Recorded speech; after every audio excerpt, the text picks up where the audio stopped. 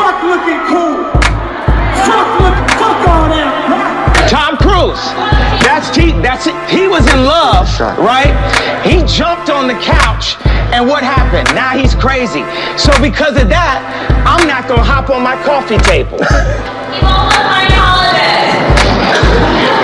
Does that makes him crazy? A little bit. Okay, so you're more crazy to be a Scientologist. So Scientology is a lesser religion than any other religion, right? Even aliens. Me and Kim Kardashian are aliens right here, bro. So Scientology is a lesser religion than any other religion, right? Even aliens. Me and Kim Kardashian are aliens right here, bro. What? There's a video of what it look like, man. So the reason why we need a UFO conference today is to put things into perspective, because again, people are battling for which religion is the best, and I would say I will contend that just about all these different religions primarily have the same source, which is the extraterrestrial experience. They were all having a hard time trying to explain what they encountered, and this is why you can see pyramidal structures around the world. The Egyptians weren't the only ones that built pyramids, and they didn't build more pyramids than everyone else. Come to the light. Let me ask you this, brother. So when you're talking about the extraterrestrials, Yes, sir. are you also talking about a creature, a living creature that's Why on not? this planet that don't look like us? Yes. Why not? What do it look like then, bro? See, because now we get into some spooky shit. Oh no, it's not spooky. Why is it spooky? Now I'm gonna explain this. Yeah. I'm explaining this. You know what's spooky? What? When we all say, I'm from Africa, right? This is what we do in the black conscious community. I'm from Africa, right? This is what we say all the time. Then when you ask what part of Africa, everybody go blank. You see what I'm saying? That shit's spooky. You're from a whole continent. But if I ask you what part geographically, you go blank. You see, when I talk to Caucasoids, they'll tell you down to the city, the state, and the town. When we talk to the black man and the black woman, they're from the whole continent. And anything that go beyond that contemplation is null and void and obsolete. So what I'm going to say is the spooky part is claiming a whole continent, but not identifying with a specific culture that is found within the confines of that particular continent. That's spooky. So when I talk about the extraterrestrial experience, I can give you a whole lot more information than your average black power brother or sister that just uses the whole continent. You understand what I'm saying?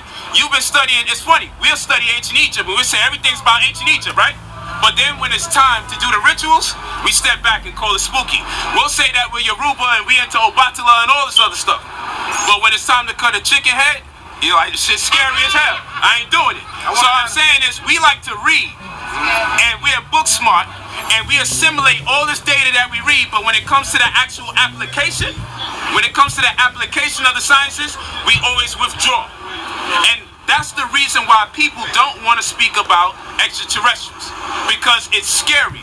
The religious doctrine has become an appendage to us. You understand what I'm saying? It's like being in a relationship with someone for 14, 15 years and then trying to sever that bond and break up. Even if that person is toxic to you, you've been around them for so long, you can't conceive how to separate yourself from them. That's how religion is. We've had these beliefs for so long. Any conception of something outside the confines of religion becomes scary because you have to learn all over again. Right. And your worst contemplation is that you may have been wrong about what you've been studying for the longest time. And many of us don't have the ego to subject ourselves to that kind of rationale, to accept that these are all stepping stones into higher realities. All these religions primarily were encountered by these sentient beings that visited this planet, and they all have it on record. So the weirdest thing for me especially is when religious people try to debunk extraterrestrials. Then who would God be? Because the extraterrestrials, extra-terra-astral. Extra means an additional mount, terra means earth in Latin, and astral means from the stars. Okay, so an additional mount on earth from the stars. Now who would God be? Did God create this planet while on the planet? Or did God create the planet outside of the planet? Because if God created the planet outside of the planet, God would be extraterrestrial. Now where the mistakes and the follies come in is when you read the book or the Bible and it says, and God saw the sun set, then you know that's an earthling talking from an earthling's disposition, because we know that the sun doesn't rise or set. So then we know a man put his hand into that.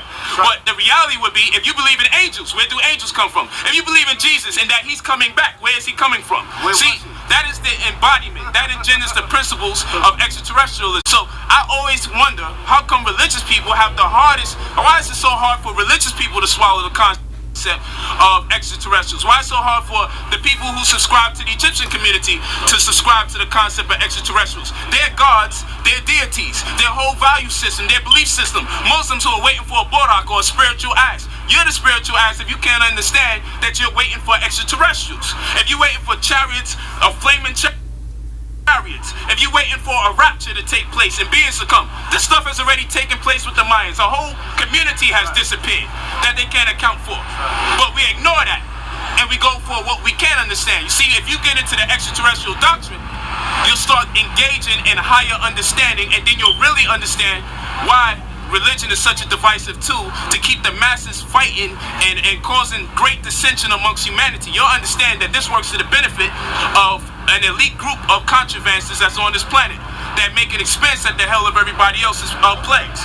That's why nobody wants us to get to the extraterrestrial reality. It is better off to study something you can't relate to or engage, as opposed to say, you know what? The gods that you have been worshiping are actual beings that have been encountering us and elevating us. You can believe that a whole community that where there's no telescopes, the doggone community, no telescopes. How could they find planets that's sitting between the 18th galaxy and the 19th galaxy with just their bare eyes? Modern scientists within the last 100 years has just found Sirius B, or Digitaria, or Botolo, what the doggons call it. And the Hogon, the head doggone, has identified the Nomos as the water beings that came from that constellation and educated them in depth about astrology and the eclipse. How could they couldn't find one mechanism there that can give you the inclination that they was using it to get that information? How could the Sumerians put the planets in size, shape, order and have proper color references? How could the Egyptians have proper detailing on eclipse to come? How could they have done this? And we seen they recorded everything on the walls, but we can't find the technology where they was able to do these things. But we just gonna go and accept any religious belief system that someone gives us? You see, there's a chamber in the mind that's blocking the subconscious. In fear that people actually wake up and bear witness to these truths, we'll be able to get out of the situation. If we were to do a comparative study of monotheistic religions today in retrospect to ancient civilizations, we'd be able to definitively conclude that just about all these people with all their different ideological beliefs and constructs were encountered by relatively the same beings, and they interpreted their encounters with these beings based on the best level of understanding that they had at that particular day and time. But if we were to do a comparative study of all these religions, we would come to find that globally they were encountered by the similar or the same species. So in turn, nobody should really be trying to impose their belief system on each other. When you study religion, for instance, they may say someone was taken by a cloud. Well, that may have been relative speech or jargon for that day and time. But in this day and time, the religions need an upgrade. So a cloud would have to be a ship.